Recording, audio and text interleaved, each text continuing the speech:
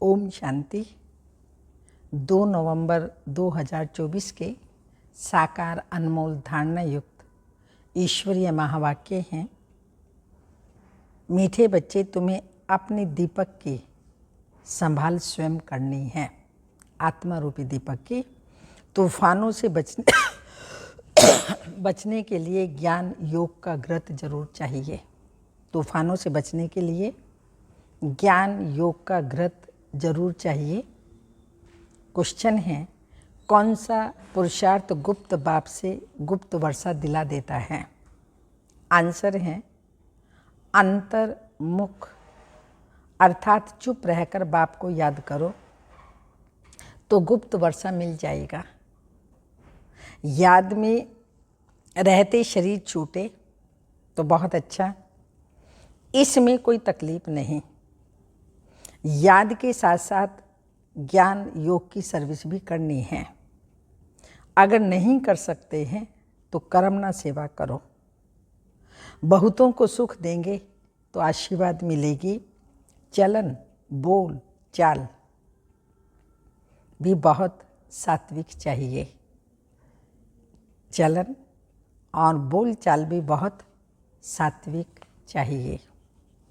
आज गीत है मुरली में, निरुबल से लड़ाई बलवान की। ये कहानी है दिए और तूफान की। आत्मा रूपी दिया और तूफान जो परिस्थितियाँ आती हैं, ये बाबा ने कहा गीत में निर्बल से लड़ाई बलवान की। ओम शांति। बाबा ने समझा दिया है, जब ऐसे गीत सुनते हो तो हर एक को अपने ऊपर ही विचार सागर मंथन करना होता है। वह तो बच्चे जानते हैं, मनुष्य मरते हैं तो 12 रोज दीवा जगाते हैं। तुम फिर मरने के लिए तैयारी कर रहे हो और अपनी ज्योति पुरुषार्थ कर आप ही जगा रहे हो। पुरुषार्थ भी माला में आने वाले ही करते हैं। प्रजा इस माला में नहीं आती। पुरुषार्थ करना चाहिए, हम विजय माला में पहले जाएं। कहा माया बिल्ली तूफान लगाकर विकर्म ना बना दे जो दीवा बुझ जाए। अब इसमें ज्ञान और योग दोनों बल चाहिए। योग के साथ ज्ञान भी जरूरी है। हर एक को अपने दीपक की संभाल करनी है। स्वयं ही आत्मा रूपी दीपक की संभाल करनी है। अंत तक पुरुषार्थ चलना ही है। रेस चलती रहती है तो बहुत संभाल करनी है। कहाँ ज्योति कम ना हो जाए, बुझ ना जाए, इसलिए योग और ज्ञान का घृत रोज डालना पड़ता है। योग बल की ताकत नहीं है तो दौड़ नहीं सकते, पिछाड़ी में रह जाते हैं। स्कूल में सब्जेक्ट होती है, देखते हैं इस सब्जेक्ट में तीखे नहीं हैं तो हिसाब में जोड़ लगाते हैं। यहाँ भी ऐसे है। स्थूल सर्विस की सब्जेक्ट भी बहुत अच्छी है, बहुतों की आशीर्वाद मिलती है। कोई बच्चे ज्ञान की सर्विस करते हैं, दिन प्रतिदिन सर्विस की वृद्धि होती जाएगी। एक धनी के 6-8 दुकान भी होते हैं, सभी एक जैसे नहीं चलते।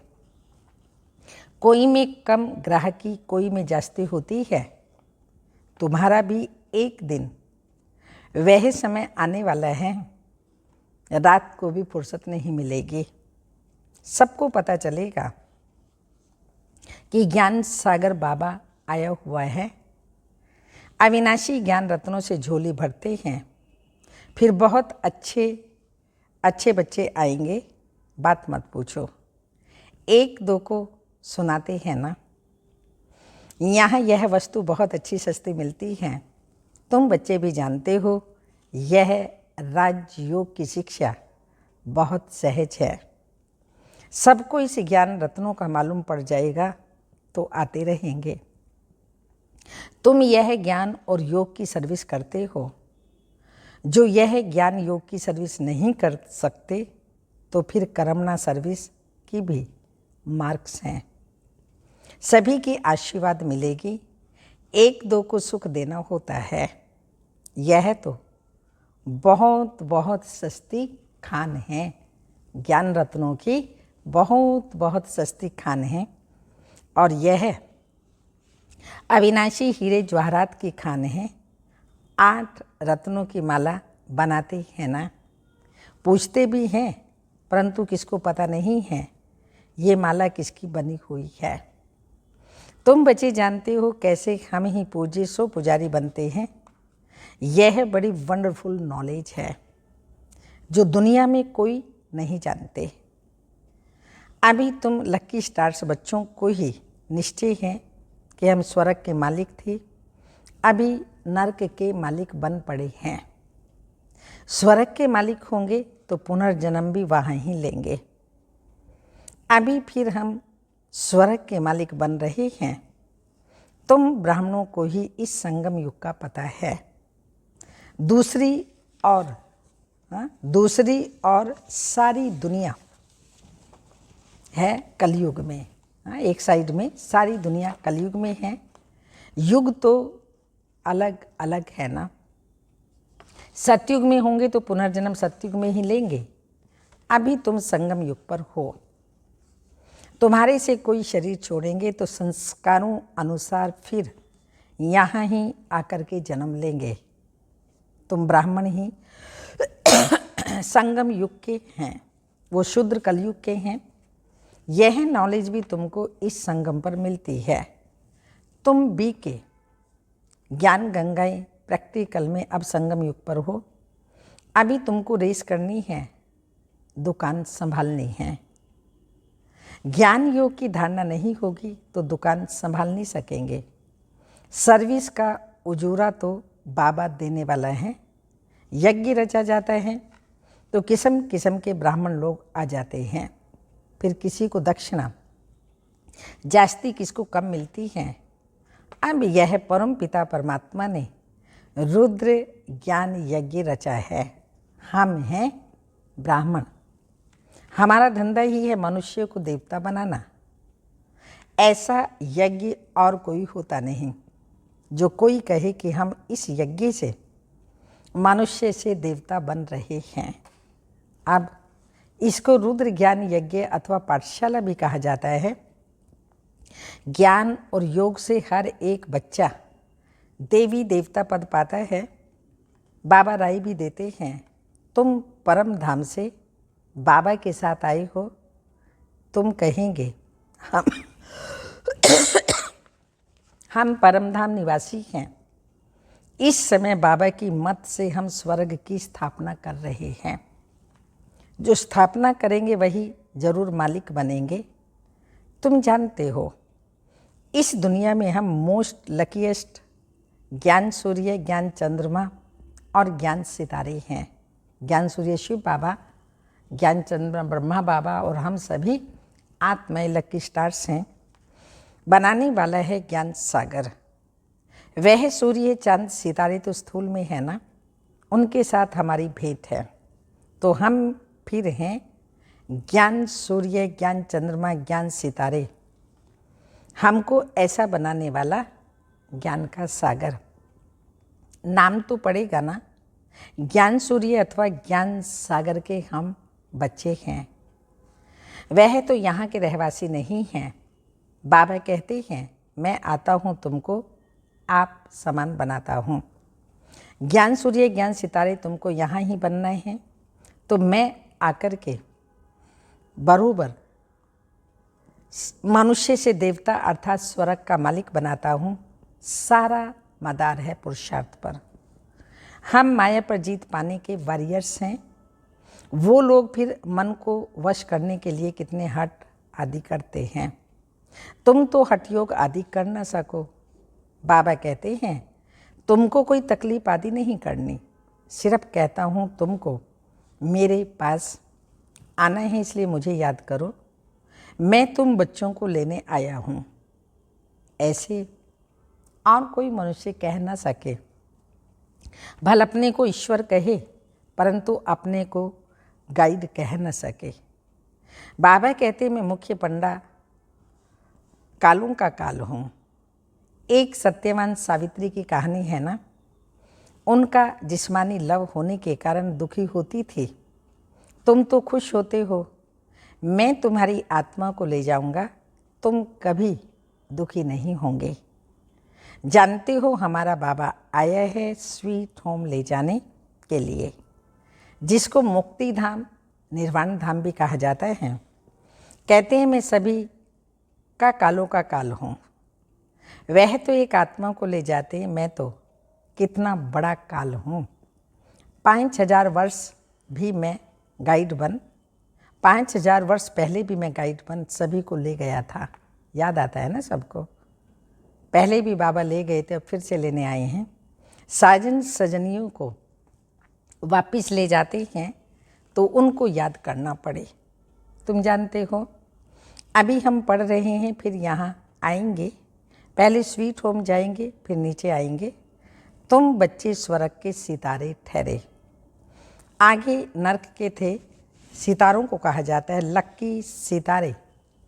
नंबरवार पुरुषार्थ अनुसार तुमको दादे की मिल्कियत मिलती है। खान बड़ी ज़बरदस्त है और यह खान एक ही बार निकलती है। वह खानियाँ तो बहुत हैं ना, निकलती रहती हैं। कोई बैठ ढूंढे तो बहुत हैं। यह तो एक ही बार एक ही खान मिलती है, अविनाशी ज्ञान रत्नों की। वह किताब तो बहुत हैं परंतु उनको रत्न नहीं कहेंगे। बाबा को ज्ञान का सागर कहा जाता है। अविनाशी ज्ञान रत्नों की निराकारी खान है। इन रत्नों से हम झोलियाँ भरते रहते हैं। तो तुम बच्चों को खुशी होनी चाहिए। हर एक को फकुर भी होता है, दुकान पर धंधा जास्ती होता है, नामाचार भी होता है। यहाँ प्रजा भी बना रहे हैं तो वारिस भी बना रहे हैं। यहाँ से रत्नों की झोली भरकर फिर जाए दान देना है। परम पिता परमात्मा ज्ञान का सागर है, जो ज्ञान रत्नों से झोली भरते हैं। बाकी वह समुद्र नहीं जो दिखाते हैं। रत्नों की थाली भरकर देवताओं को देते हैं, उस सागर से रत्न नहीं मिलते। यह है ज्ञान रत्नों की बात। नामानुसार फिर तुमको रत्नों की खानियाँ मिलती हैं। वहाँ ढेर हीरे जवाहरात होंगे, जिससे फिर भक्ति मार्ग में मंदिर आदि बनाएंगे। अर्थक्वेक आदि होने से सब अंदर चले जाते हैं। वहाँ मकान आदि तो बहुत बनते हैं, एक नहीं। यहाँ भी राजाओं की कंपटीशन होती है बहुत। तुम बच्चे जानते हो, हूबहू कल्प पहले जैसा मकान बनाया था वैसा फिर बनाएंगे। वहाँ तो बहुत सहज मकान आदि बनते होंगे। साइंस बहुत काम देती है परंतु वहाँ साइंस अक्षर नहीं होगा। साइंस को हिंदी में विज्ञान कहते हैं। आजकल तो विज्ञान भवन भी नाम रख दिया है। विज्ञान अक्षर ज्ञान के साथ भी लगता है। ज्ञान और योग को विज्ञान कहेंगे। ज्ञान से रतन मिलते हैं, योग से हम एवर हेल्दी बनते हैं। यह ज्ञान और योग की नॉलेज है जिससे फिर बैकुंठ के बड़े बड़े भवन बनेंगे। हम अभी इस सारी नॉलेज को जानते हैं। तुम जानते हो हम भारत को स्वर्ग बना रहे हैं। तुम्हारा इस देह से कोई ममत नहीं है। हम आत्मा इस शरीर को छोड़ स्वर्ग में जाकर नया शरीर लेंगे। वहाँ भी समझते हैं एक पुराना शरीर छोड़ जाए नया लेंगे। वहाँ कोई दुख या शोक नहीं होता। नया शरीर लें तो अच्छा ही है ना। इसको बाबा ऐसा बना रहे हैं। अब बाबा हमको सबको ऐसा बना रहे हैं जैसे कार्य पहले कल्प पहले बने थे। हम मनुष्य से देवता बन रहे हैं बरोबर। कल्प पहले भी अनेक धर्म थे। गीता में कोई यह नहीं गाया जाता आदि सनातन देवी देवता धर्म की स्थापना ब्रह्मा द्वारा। अनेक धर्मों का विनाश कैसे होता है सो तुम समझा सकते हो। अब स्थापना हो रही है, बाबा आए हैं तब बाबा आए ही तब थे जब देवी देवता धर्म लोप हो गया था। फिर परंपरा कैसे चला होगा, ये बहुत सहज बातें हैं। विनाश किसका हुआ? अनेक धर्मों का। तो अनेक धर्म है ना, इस समय अंत है, सारा ज्ञान बुद्धि में रहना चाहिए। ऐसे तो नहीं शिव बाबा ही समझाते हैं, क्या ये बाबा कुछ नहीं समझाते? ब्रह्मा बाबा भी बीच बीच में समझाते हैं। तो ये बाबा कुछ नहीं बतलाते, इनका भी पार्ट है। श्रीमत ब्रह्मा की भी गाई हुई है। श्री कृष्ण के लिए तो श्रीमत कहते नहीं, वहाँ तो सब श्री हैं, उनको मत की दरकार ही नहीं है।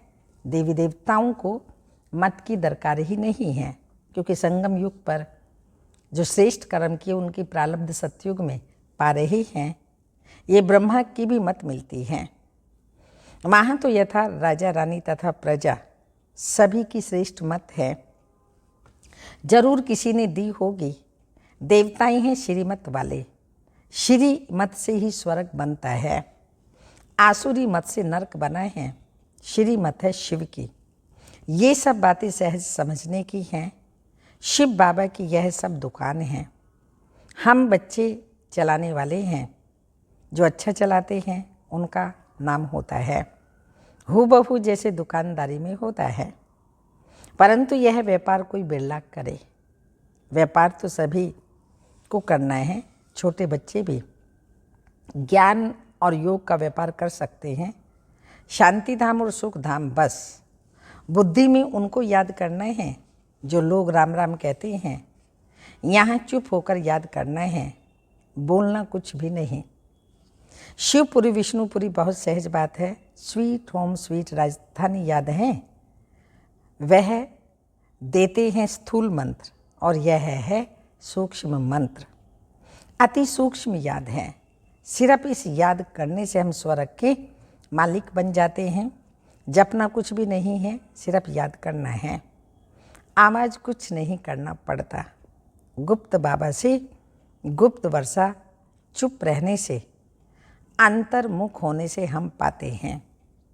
इसी ही याद में रहते शरीर छूट जाए तो बहुत अच्छा है, कोई तकलीफ नहीं। जिनको याद नहीं ठहरती वह अपना अभ्यास कर सभी को कहो बाबा ने कहा है मुझे याद करो, तो अंतमति सुगति हो जाएगी। याद से विकर्म विनाश होंगे और मैं स्वर्ग में भेज दूंगा।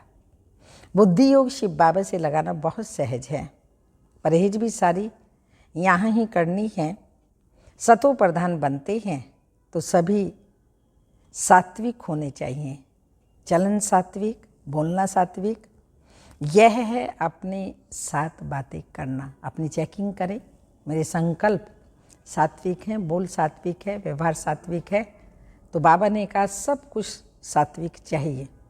साथी से प्यार से बोलना है, गीत में भी है ना, पीऊ पीऊ बोल सदा अनमोल आदि आदि। तुम हो रूप बसंत, आत्मा रूप बनती है। ज्ञान का सागर बाप है तो जरूर आकर ज्ञान ही सुनाएंगे ना।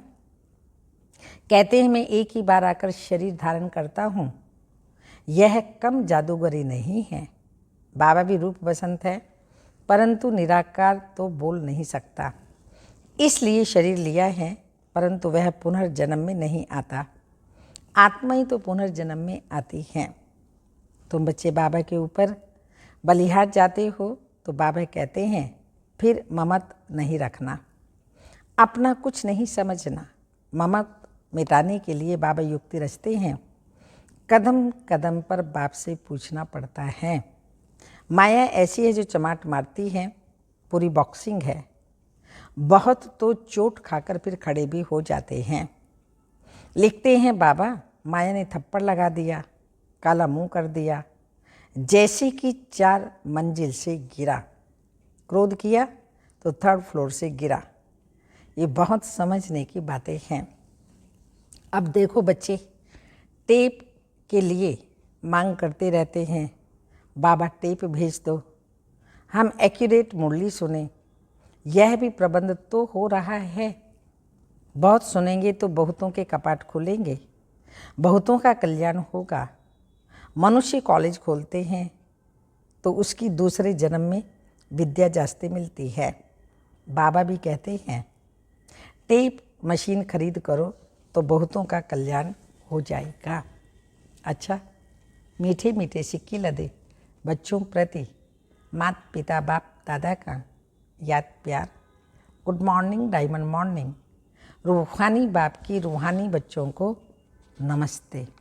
हम रूहानी बच्चों की रूहानी माता पिता बाप दादा को याद प्यार। Good morning diamond morning. ओम नमस्ते। धारणा के लिए मुख्य सार हैं। सतो प्रधान बनने के लिए बहुत बहुत परहेज से चलना है। अपना खानपान बोलचाल सात्विक रखना है। बाप समान रूप बसंत बनना है। सेकंड, अविनाशी ज्ञान रत्नों की निराकारी खान से अपनी झोली भरकर अपार खुशी में रहना है और दूसरों को भी इन रत्नों का दान देना है। वरदान, नष्टो मोहा बन दुखी अशांति के नाम निशान को समाप्त करने वाले स्मृति स्वरूप भव। स्पष्टीकरण, जो सदा एक की स्मृति में रहते हैं उनकी स्थिति एक रस हो जाती है। एक रस स्थिति का अर्थ है एक द्वारा सर्व संबंध, सर्व प्राप्तियों के रस का अनुभव करना। जो बाप को सर्व संबंध से अपना बनाकर स्मृति स्वरूप रहते हैं वो सहज ही नष्टो मोहा बन जाते हैं।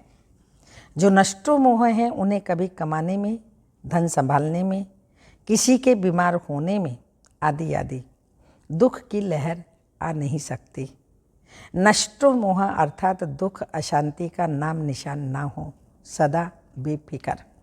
स्लोगन, क्षमाशील वह हैं जो रहम दिल बन सर्व को दुआएं देते रहें। क्षमाशील वह हैं जो रहम दिल बन सबको दुआएं देते रहें।